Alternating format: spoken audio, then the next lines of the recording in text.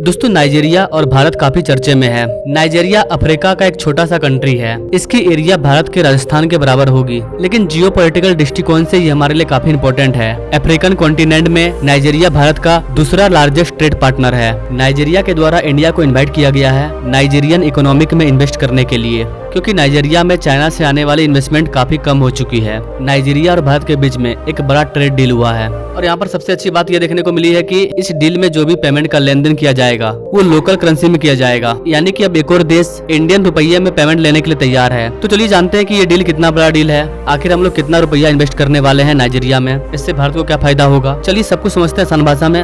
नमस्ते and welcome you another video of motivation, मैं विकास। दोस्तों चाइना में प्रॉपर्टी क्राइसिस लगभग 2.5 सालों से चल रहा है। कोविड-19 के बाद से चाइना में जो गिरावट देखने को मिली है उसका भरपाई अब तक नहीं हो पाया है। चाइना की प्रॉपर्टी क्राइसिस सॉल्व नहीं हो रही है, बल्कि और बढ़ते जा रही है। चाइना के बड़े बड़े प्रॉपर्टी डेवलपर वो भी अब नहीं चल पा रहे हैं, वो भी अब लगातार गिरते जा रहे हैं। तो कोविड-19 के बाद से चाइना लगातार गिरते जा रहा है। चाहे चाइना में प्रॉपर्टी क्राइसिस हो या फिर चीजों का एक्सपोर्ट ना होना, इम्पोर्ट का ज्यादा बढ़ना, कई तरह के प्रॉब्लम देखने को मिल रहे हैं। और यही कारण है कि चाइना जो दूसरे देशों में जाकर के अपना पैसा इन्वेस्ट करता था वो अब नहीं हो पा रहा है। दुनिया में कई ऐसी इकोनॉमी है जिनकी इकोनॉमी चलती ही इस वजह से थी कि वो चाइना के साथ बड़े बड़े डील करते थे, चाइना के साथ उनका व्यापार होता था। लेकिन अब चाइना खुद ही क्राइसिस में जा रहा है तो उनका तो बुरा हाल होगा ही होगा। वहीं एक तरफ भारत जो खुद के साथ साथ दुनिया के जरूरतों को भी पूरा कर रहा है। इसके अलावा नाइजीरिया को यह भी एहसास हुआ कि धीरे धीरे वो चाइना के डेट ट्रैप में फंसते जा रहा है। इसलिए नाइजीरिया भी चाइना के ऊपर से अपनी डिपेंडेंसी को कम करना चाहता है और इसलिए वो भारत के साथ आ रहा है। नाइजीरिया के ऊपर चाइना का इतना ज्यादा कर्ज बढ़ चुका है कि वो आने वाले 30 साल तक एक भी लोन नहीं लेता है। उसके बाद भी लोन को चुकता करने में 3 साल से ज्यादा का समय लग जाएगा। इंडिया ने नाइजीरिया को एक बहुत बड़ा डेलीगेशन भेजा है।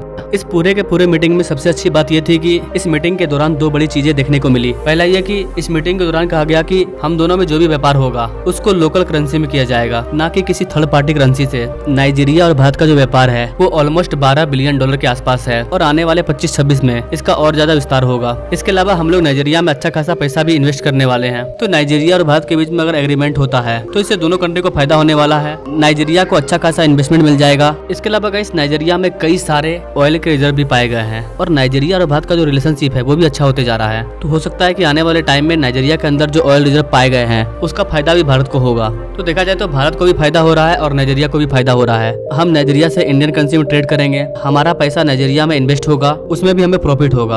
आने वाले टाइम में हमें नाइजीरिया से ऑयल भी मिलेगा। हम नाइजीरिया में कई चीजों को एक्सपोर्ट भी कर पाएंगे।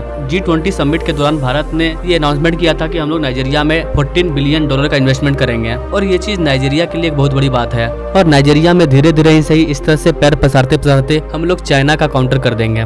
वैसे गाइस आप इस चीज के बारे में क्या कहना चाहेंगे? भारत जो नाइजीरिया में इन्वेस्टमेंट करने जा रहा है इससे हमें फायदा होगा? क्या सोचते हैं गाइस आप इस चीज के बारे में कमेंट करें और ऐसे लेटेस्ट अपडेट के बारे में जानने के लिए हमारे चैनल से जरूर जुड़े। Now thanks for watching. मिलते हैं वीडियो में नई जानकारी के साथ, तब तक के लिए जय हिंद।